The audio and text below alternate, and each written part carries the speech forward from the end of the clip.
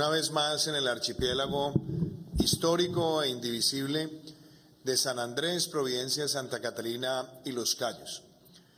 Antes de hacer referencia a la gestión de nuestro puesto de mando unificado, quiero hacer unas reflexiones al país sobre el comportamiento de la pandemia del COVID-19. En primer lugar, nosotros hemos tenido a lo largo de la pandemia un comportamiento de la misma que es distinto en las regiones del país. Hemos tenido lugares del territorio que tuvieron picos elevados en los primeros meses de pandemia y otros que se han ido difiriendo en el tiempo.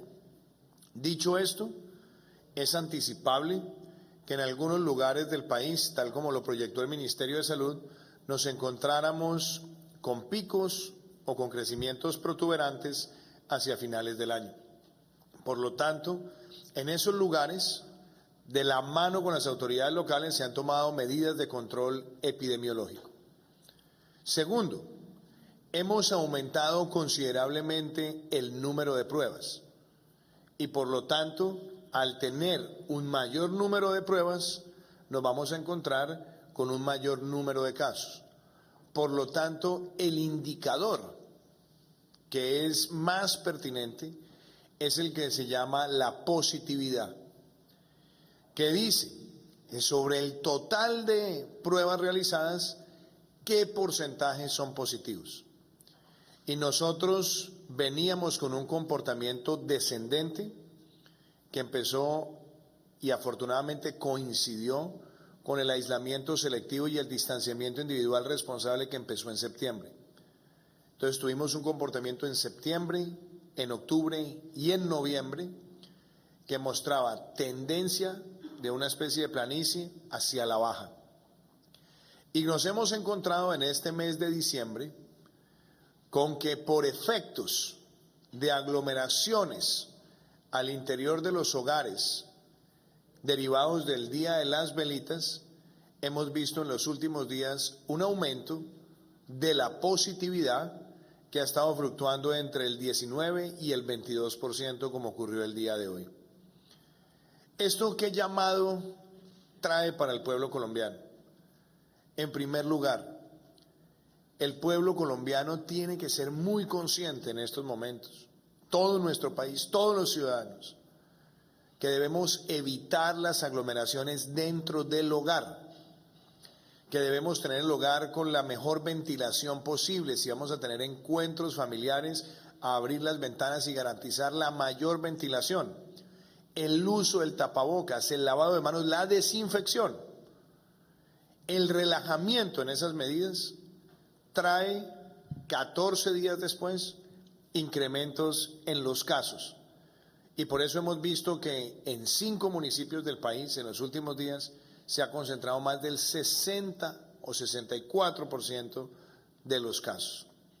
Entonces, ese mensaje y ese llamado tiene que ser fundamental. Y hemos tomado decisiones de gobierno para evitar que ese aumento de casos traiga consigo una afectación de la capacidad de respuesta de unidades de cuidado intensivo que tiene la nación.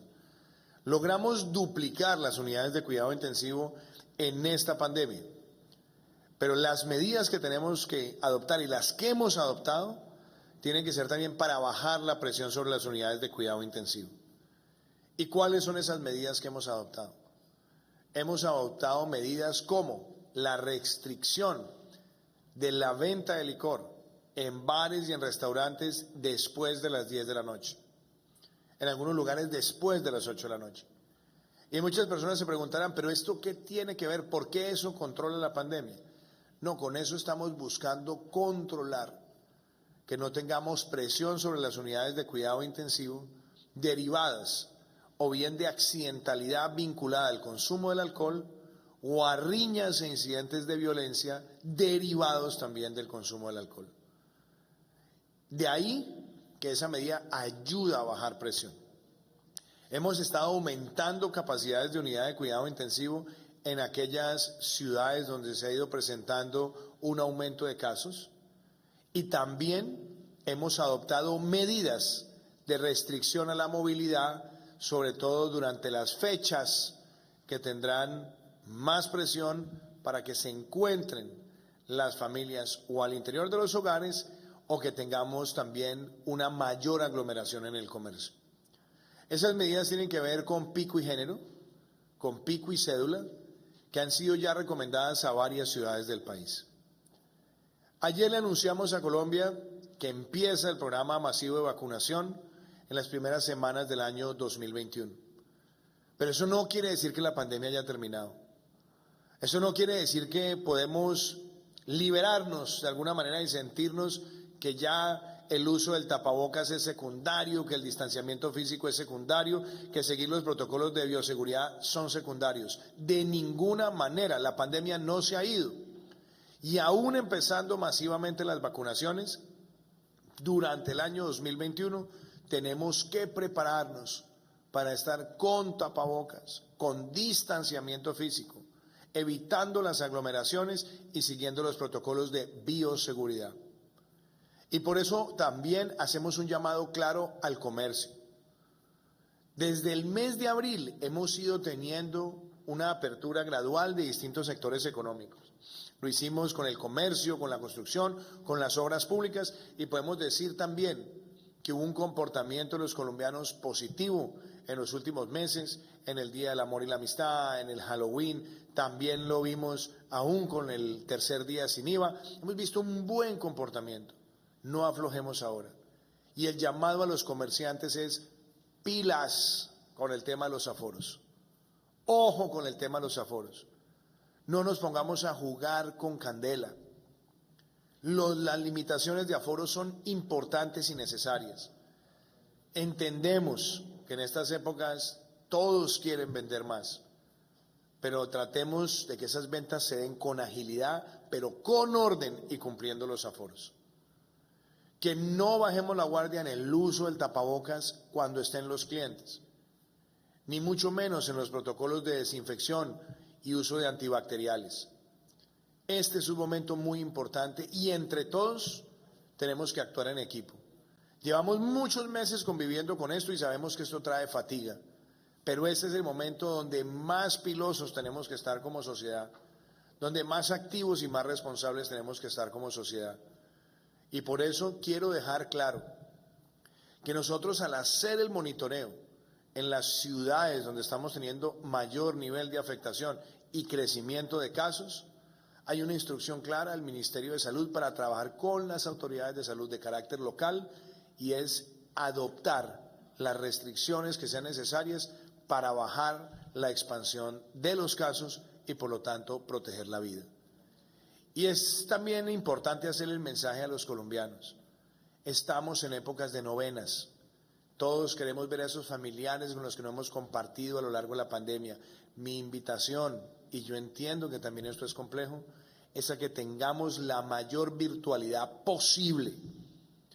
La llamadita, la videollamada con esos familiares que son población de riesgo, que tienen preexistencias y comorbilidades. Que entendamos que en esta Navidad nos va a tocar tener grupos más pequeños al interior de nuestras casas. Quisiéramos tener toda la familia, pero vale la pena hacer el esfuerzo por esta Navidad y no estar lamentando semanas después a ese ser querido que hubiéramos podido proteger y no lo hicimos y que esté falleciendo por COVID-19. Ese mensaje es claro. Podemos tomar todas las medidas con las autoridades locales, podemos tomar las medidas del gobierno nacional, pero la medida más importante es la cultura y la responsabilidad ciudadana. Y yo quiero que este mensaje le cale a todos los colombianos. Es un esfuerzo que tenemos que hacer entre todos. Pero no se justifica que de cara al año 2021, cuando empezaremos en las primeras semanas a hacer vacunación masiva, estemos en este momento poniendo en juego o en riesgo a las personas que queremos. También he hecho un llamado hoy en el archipiélago a los turistas, pero a la población en general. He visto turistas sin el tapabocas, disfrutando, sí, pero también poniéndose en riesgo y poniendo en riesgo a los demás. Este es un mensaje también para ellos y para las autoridades locales de los lugares donde tenemos centros turísticos en Colombia. Queremos la reactivación segura del turismo, pero la responsabilidad en el distanciamiento, en el uso del tapabocas, es de los ciudadanos. Y claramente, también quiero pasar a hacer el balance de lo que ha sido este puesto de mando unificado y hacerlo de manera muy resumida. Hoy estuvimos, aquí nos acompaña el señor defensor del pueblo, el doctor Carlos Camargo Asís, haciendo una revisión de todas las tareas en San Andrés. Hoy nos concentramos en San Andrés. Mañana estaremos nuevamente en Providencia, pero hoy nos concentramos en San Andrés y vemos avances. En el emisario submarino que estará en funcionamiento antes de terminar el año 2020, vimos también los avances en la planta incineradora que estará funcionando a partir del 21 de enero, fecha que fue hoy asumida por el ministro de Vivienda, Ciudad y Territorio. Estaremos también en el año 2021 culminando el proceso de la planta desalinizadora que se adelanta a través de Findeter. Estamos también en un proceso de atención dinámica, hemos tenido algunos retrasos, pero dinámica para que podamos mejorar y restablecer los techos y condiciones habitacionales de algunas de las viviendas afectadas. También avanzar en la entrega de ayuda humanitaria. Hablamos sobre los proyectos de infraestructura educativa, hablamos también de los proyectos de predios de la Sociedad de Activos Especiales, hablamos también de la participación del SENA, de la activación del servicio completo de formación universitaria en pregrado con la Escuela Superior de Administración Pública, ESAP, en convenio con otras universidades hacia el mes de febrero. Avanzamos también en algunos de los proyectos como el de la Circunvalar, donde trabaja e interviene el INVIAS. Hablamos de los proyectos de atención nutricional y atención integral a la niñez.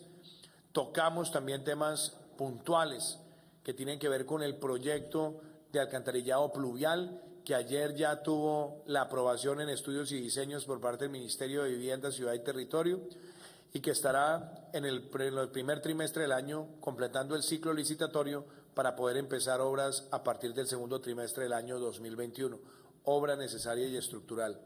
Estuvimos también entregando hoy 10 motocicletas a través del Fonsecon, el Ministerio del Interior, donde son 7 motocicletas de última gama para los cuadrantes de policía en San Andrés y 3 que estarán en Providencia, donde pasamos de 1 a 4 cuadrantes también para garantizar el servicio de seguridad. Y estamos, por supuesto, también dando un paso histórico con la habilitación del segundo cable submarino que deberá estar completado para finales del primer semestre del año 2021, aparte de mejorar los servicios de conectividad y velocidad en acuerdos entre los proveedores del servicio de cable submarino y los operadores para que aún antes de tener el segundo cable nosotros tengamos un mejor perfilamiento de la velocidad de descarga en el archipiélago.